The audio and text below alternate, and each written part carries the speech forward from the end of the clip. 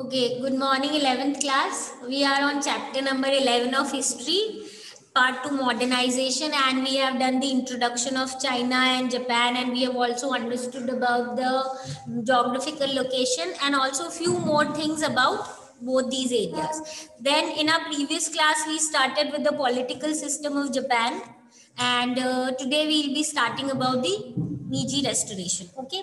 Now this is one of the most important topic of this chapter and we will see कि जो हमने previous class में पढ़ा है कि जो उनके जिस तरीके से political system था उसमें एक बहुत बड़ा change आएगा where the emperor will actually regain his importance, and that is why we'll see that this period is called as the Meiji Restoration. And along with that we will also notice that many reforms were being done in Japan, because of which Japan will be developing at a very fast rate. So now let us move on to the details of the chapter. Now by this time, see, initially we have already seen that these shoguns had the main power around 1603 to 1867 and they were ruling over Japan for a long time period.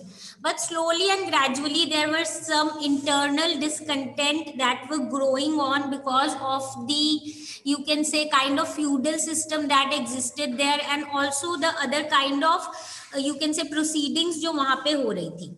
And इसके साथ साथ जो internal discontent है उसके साथ साथ there were also demands for trade and diplomatic relation with the other countries, because Japan during this time was trying to avoid kind of connections with the other parts of the world, whether they were trade or whether they were diplomatic.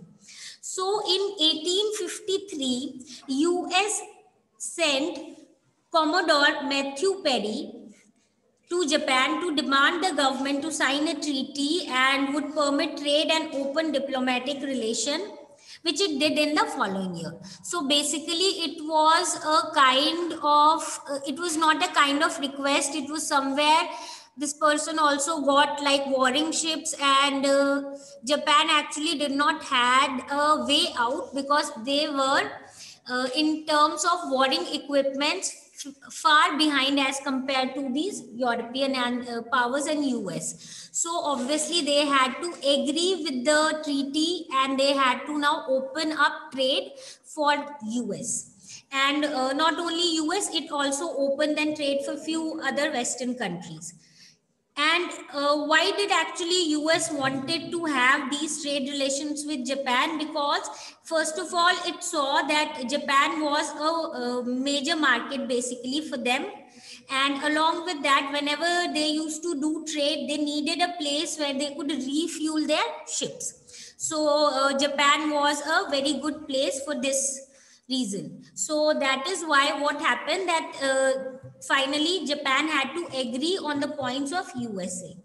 And at that time there was only one Western country that traded with Japan, which was Holland. Before this treaty with US and then allowing the other countries to trade with it, Holland was the only country with which Japan had, only Western country with which Japan had the trade relations. Okay, so now we know that how basically now Japan, from being a kind of closed economy, was moving into an open economy. Now, what happened after, why are we mentioning about this person with so much of importance? Because this his coming in Japan did not only made Japan an open economy, but political condition जो Japan की है उसमें भी बहुत changes आए थे. Okay, so we will see Paris arrival had an important effect on the Japanese politics as well. The emperor, who till then had a little political power, now re-emerged as an important figure. So simply say it कि राजा जो पहले सिर्फ nominal position पे था, somewhere only for name he was the emperor, will now slowly and gradually gain the real power. Okay, and in 1868, basically forcefully, shogun was removed from power, and then the power was given to emperor, and in the place known as Edo, which is the present day Tokyo, and this became the capital. वैसे जो Tokyo है इसका मतलब होता है eastern capital, and because of its location this name was given, and finally it was made the capital of Japan. Now, after that, we move on to the next part of it. Officials and the people were aware that some European countries were building the colonial empires in India and elsewhere. News of China being defeated by the British was flowing in, and this was even depicted in popular plays, so that there was a real fear that the Japan might be made a colony. हमें simple चीज समझनी है. Japan वो so somewhere we can say far sighted और very intelligent that they understood what was happening in the world. Though they were isolated, but they knew that this is a kind of series which generally the Western powers are doing. What series? First of all, they go to that particular place for trade, and slowly and gradually they gain political control and then put that whole country under them as a colony.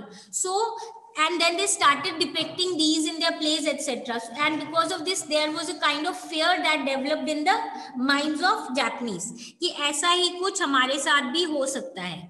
So now many scholars and leaders wanted to learn from the new ideas in Europe rather than ignore them as the Chinese were doing. Others sought to exclude Europeans even while being ready to adopt new technologies. Some argued that gradual and limited opening to the outer world. Now, the different thing about Japan was they understood that they were lagging behind in many things as compared to the Western countries. So they were ready to take their ideas. They were ready to take their technology. They understood that this was the need of the hour. So these people then finally understood, scholars ने पढ़ा Western education से related चीजें, and then along with that, what else were these people doing? We'll see that though some people said that we should still exclude Europeans, but we can actually adopt their technologies. And they also wanted to open up slowly and gradually to the outer world. Now, understand, as we are saying that these are the people who are somewhere very intelligent, far-sighted, and now they are planning that we should do something which will not put us in the same position as India and China. So the government launched a policy with the slogan Fukuku Kyohi, which means rich country and strong army. Yani hame rich country banna hai with a strong army. Now they realized that they needed to develop their economy and also build up a strong army. Otherwise, they will face the same thing that has happened in India. So to this, they needed to create first thing sense of nationhood among the people, to transform the people from subject to citizen. That means वो subject नहीं है. They were not like only the people following or somewhere having kind of loyalty only for the person who is ruling them, but basically becoming a citizen. As we say in Hindi, प्रजा से क्या बनना जरूरी है? जनता नागरिक. ठीक है.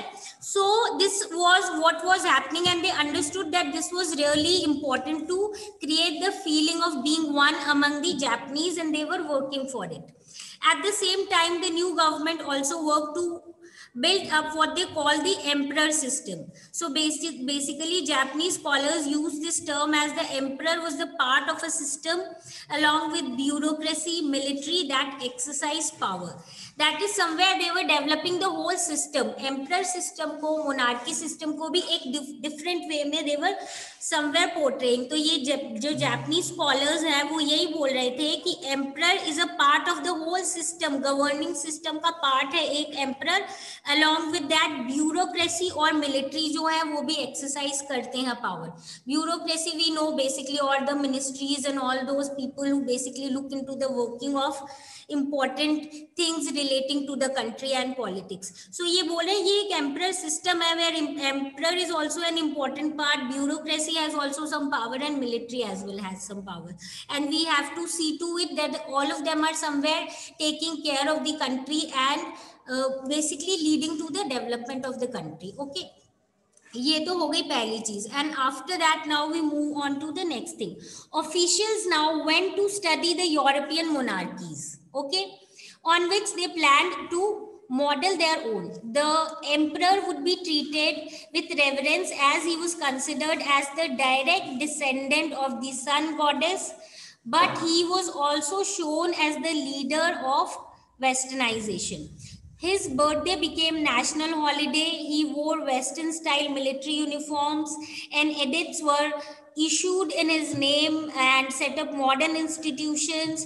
And somewhere again, we need to understand, see, what are they doing? They are trying to bring some Western ideas into their country, because somewhere they were thinking कि वेस्टर्नर्स जो हैं इसी के कारण इतना डेवलप हुए, and to somewhere put this thing in the minds of the people, they were giving more importance to emperor, telling that we should be basically respecting him, and we should be always following whatever he says, because he is somewhere direct descendant of the sun goddess. Okay, and then along with this he was also as the leader of westernization. Matlab wo god, he is related to our god also, and still he is somewhere having lot of things that westerners are also doing. Okay, and usko importance dene ke liye his birthday now became the national holiday.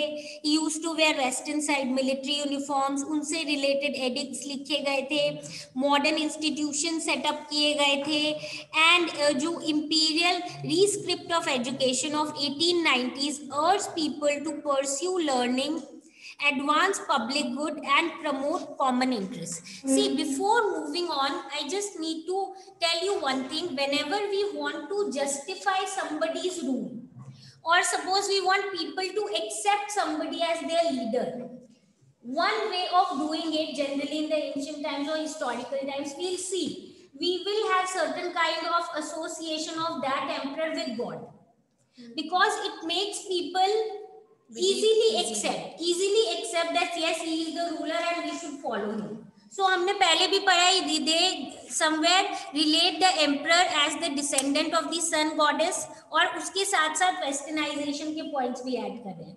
He is now using the western dresses, western style military uniforms etc. But along with that ये भी बोल रहे हैं कि हमें pursue learning करनी चाहिए, which is somewhere even if it is western, if it has good ideas.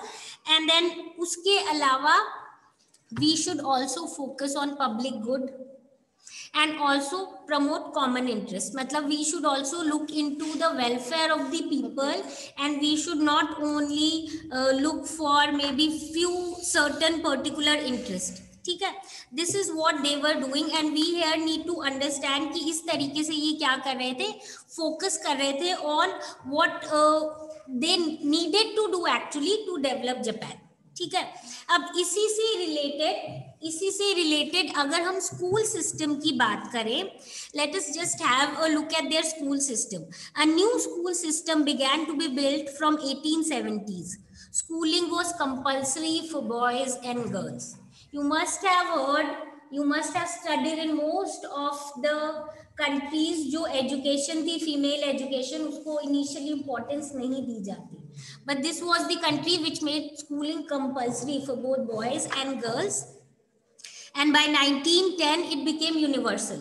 You know, universal as we have universal education programs that everyone should have the right to get educated. Then tuition fee was minimal. The curriculum was based on Western models, but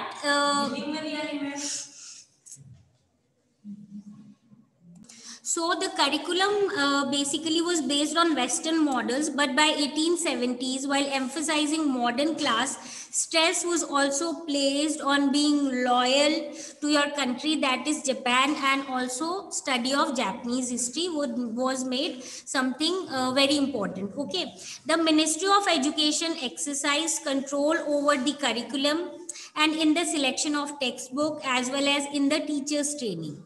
So they were trying their best कि education जो है वो अच्छे से अच्छा हो, जितना अच्छा हो सके, जितना उसको हम बोलेंगे in terms of quality education हो सके, so that later on पता है these will be the people, will be the future and obviously help Japan to develop. So इसमें हमने देखा है कि एक तो minimal ट्यूशन फी होती थी वेस्टर्न एजुकेशन की, पे ध्यान देते थे, पर जापानीज हिस्ट्री को भी इम्पोर्टेंस देते थे। करिकुलम का प्रॉपर सिलेक्शन होता था, टेक्स्ट बुक का होता था, टीचर ट्रेनिंग होती थी।